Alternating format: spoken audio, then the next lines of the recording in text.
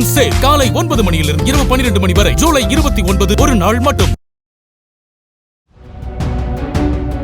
கோவை கோணியம்மன் கோவில் உண்டியல் பண திருட்டை கண்டுபிடிக்க தவறியதாக செயல் அலுவலர் உள்ளிட்ட 4 பேர் சஸ்பெண்ட் செய்யப்பட்டனர்.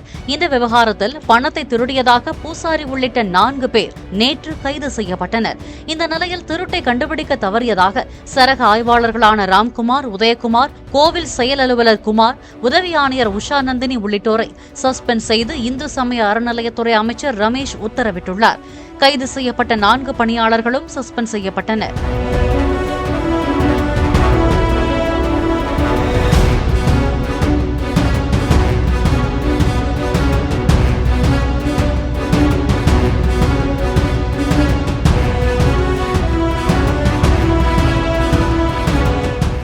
மூன் சேல் காலை 9 மணியிலிருந்து இரவு 12 மணி வரை. ஜூலை 29 ஒரு நாள் மட்டும்.